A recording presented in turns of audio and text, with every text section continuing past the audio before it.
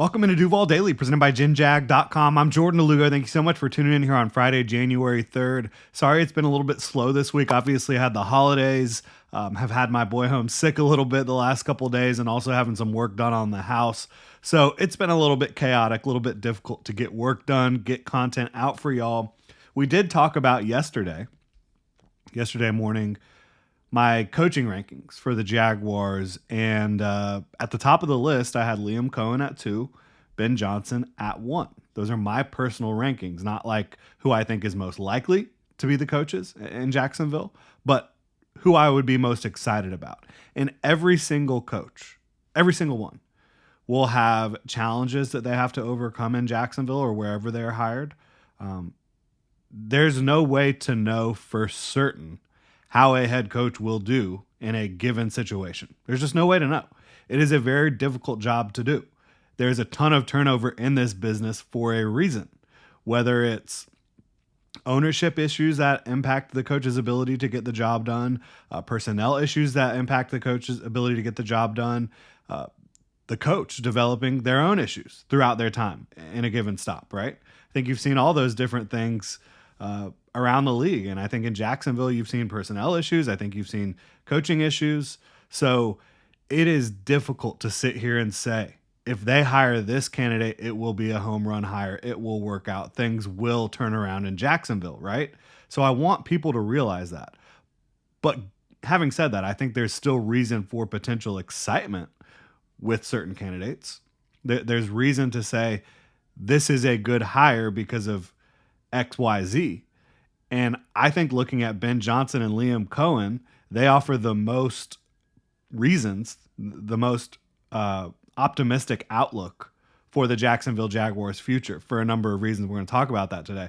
But what's really interesting is as I ranked them 1 and 2, respectively, Johnson and Cohen, Gus Logan, Mia O'Brien yesterday, who do a fantastic job covering the Jacksonville Jaguars. If you're not following them on Twitter, you need to be. If you're not checking them out on the Duval Rundown, Gus Logan does it several times a week. Mia O'Brien's always on there Thursday for him. Make sure you're tuning into that show. It's a very good show, right?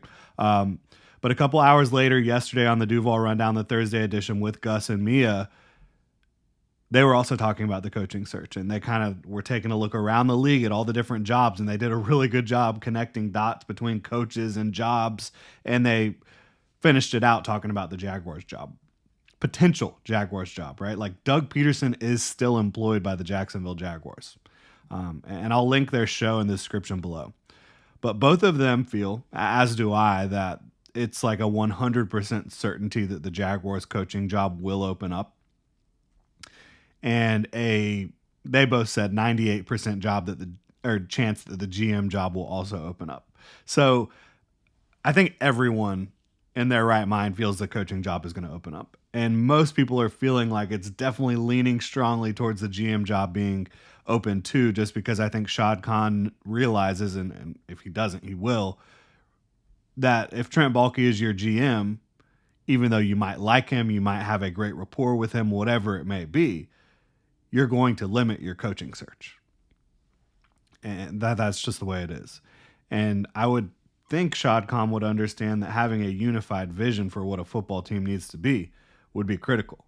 I think that having Trent Baalke as the GM would be at odds with that line of thinking. That's how I view it. So I agree 100% with those two. Definitely think the coaching job is going to open up. Feel strongly that the GM job will as well, but not quite 100% certain.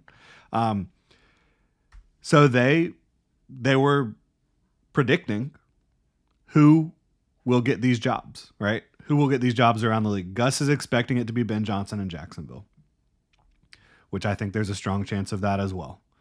Mia thinks it will be a 2-horse race between Ben Johnson and Liam Cohen. Again, the two folks that I have at the top of my list for that wish list for coaches in Jacksonville, with Todd Monken as a breaking case of emergency type of option. Thinking about that, I was like, would Todd Monken be a Baalke option? Is that how that would play out potentially? and I have no clue if Todd Monken would work with Trent Baalke. I think there's a lot of folks around the league that would see what Trent Baalke's past is, would talk to some folks that have worked with him and say, yeah, I'm all right. But is Todd Monken going to realistically have another chance to be a head coach if Jacksonville is his only offer, his only interview as a potential head coach? Would he take the job and say, hey, I'm going to bet on myself? He might. I don't know.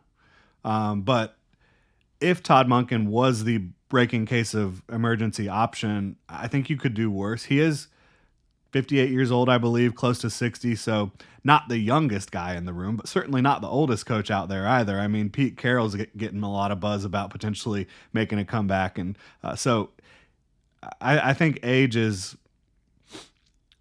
for me, age, as long as you're healthy and you are able to not necessarily be buddy-buddy, but relate with, communicate with this younger generation of people, which I think there's been issues with that in Jacksonville.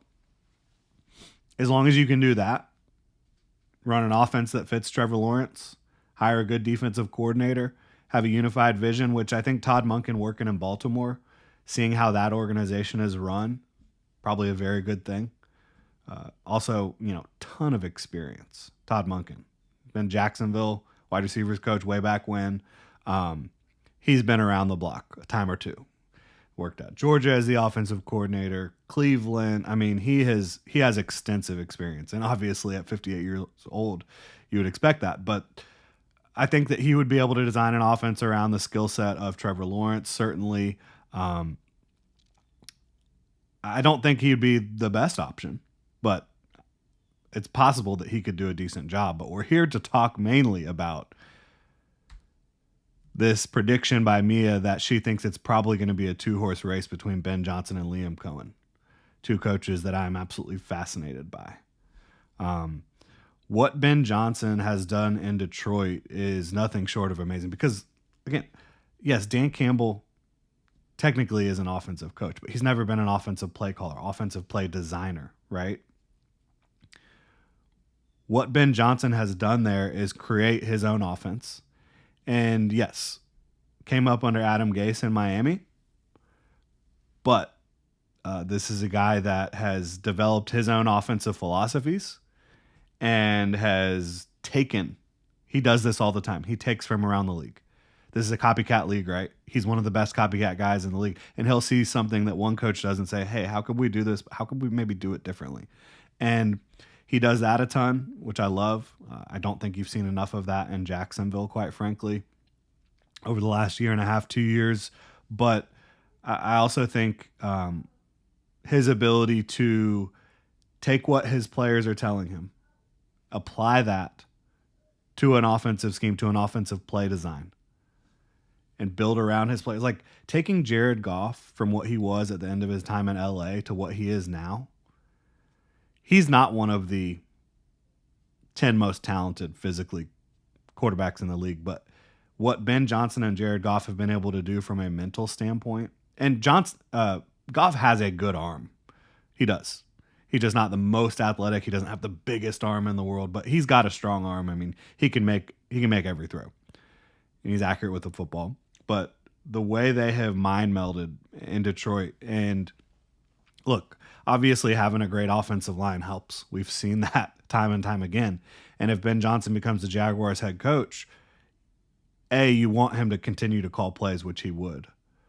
B, you need to improve the offensive line. But I also think improved coaching would yield better results with this offensive line. I think as much as I do like Phil Rauscher as a guy, and I think watching from the sidelines in practice, he comes off as someone who is detail-oriented, who is focused, who is locked in, who's getting after it with the guys. But it hasn't worked. Their run schemes have fell flat, and maybe that's more on Doug and Press than it is Phil. I don't know. But I think that they have been a poorly coached running football team. From a blocking standpoint, scheming standpoint, it just has not worked. And so I do think Ben Johnson and a lot of other coaches would be able to improve upon that. And that baseline of being able to run the football a little bit better would really help out the offense in general. But Ben Johnson's ability to take an Amon-Ra St. Brown, who was undervalued in the draft, and make him a superstar, help make him a superstar. Amon-Ra obviously has a big part to play in that as well. But he just so expertly uses the skill sets of his players. I think that is so impressive. And the challenge for either of these guys is managing an entire organization versus managing an offense, dealing with all the PR stuff, dealing with all the different fires that get set throughout, metaphorical fires, generally speaking, that get set throughout an organization, a building, etc. Dealing with all that, and then also hiring the right staff, delegating when needed, but also keeping your foot on the gas from an offensive standpoint, making sure that you're still dialed in and making sure that the offense is operating as well as it can, and also being able to call plays still. Because I think for an offensive head coach, that is critical. You've got to call plays. I think that Doug Peterson lost sight of that for some reason, and that's been an issue.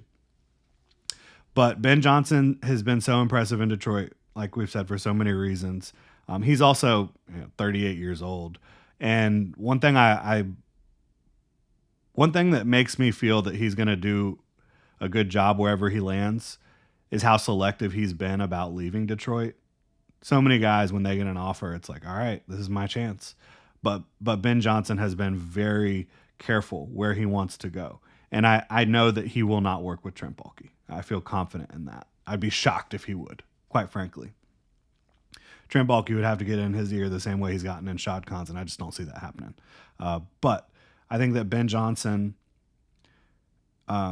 his ability to run that offense expertly like he has, combined with the fact that he's been so selective, it just makes him come off as a very conscientious, smart, calculated person. And so I think he's going to take a job that he really feels like he can succeed with. And so that's why he's number one for me. All those reasons, right? And he's a younger guy that can connect with the younger generation. You cannot lose sight of the importance of the ability to relate with, communicate with, and connect with this new generation of players coming in. Liam Cohen, what he's been able to do in Tampa, and he's 39 years old, he's gotten the running game going in Tampa. And yeah, having Bucky Irving helps in a big, big way. But that's been an offense that has struggled to run the ball for a while. He's gotten that going in a big way. Obviously, Baker Mayfield, his foot never came off the gas, even though they lost Dave Canales, their offensive coordinator last year, who went on to be a head coach in Carolina. I think he's doing a pretty good job there. Liam Cohen came in, and they didn't skip a beat, and he had history with Baker Mayfield, which obviously helped. But Liam Cohen, the job he did in Kentucky with Will Levis, the job that he's done in Tampa, and then also he said he got his PhD in coaching under Sean McVay in LA, and he wasn't just there as the offensive coordinator a couple years ago. He worked under Sean McVay for a few years prior to that as well. So I look at Liam Cohen, his ability to get the most out of an offense, to get the most out of a quarterback, his youth, his play calling prowess. And again, that gets me excited. I think with the Jacksonville Jaguars, with Trevor Lawrence, the most critical aspect of this coaching hire is getting someone who can connect with Trevor and getting someone who they can build a relationship and really get the most out of each other. That's going to be critical. Getting the most out of Trevor Lawrence, supporting Trevor Lawrence the best way you possibly can. I think that Ben Johnson and Liam Cohen both have a really good chance to do that. Obviously, to achieve the ultimate success of winning a Super Bowl, you have to be able to do more than just connect with your quarterback and get your quarterback going in the right direction. You have to have somebody running the defensive side of the ball as well, who does a tremendous job, special teams too, and you have to be in lockstep with the personnel department. So it takes a lot. That's why it's difficult to just say, man, if they get Ben Johnson, they're good to go. Man, if they get Liam Cohen, they're good to go. Right? It's difficult. Difficult to get the job done consistently in this league. But those would be the two that I'm most excited about. And again, Mia O'Brien, who does just a fantastic job covering the team. thinks it's going to be a 2-horse race between Ben Johnson and Liam Cohen, and Todd Monken being that distant third. In my mind, maybe he's that Trent Baalke option, but I'm not sure. Really appreciate y'all tuning in. Again, go check out Duval Rundown. The link is in the description below. Really appreciate y'all supporting the channel. If you enjoy the content, please like and subscribe. Have a good one.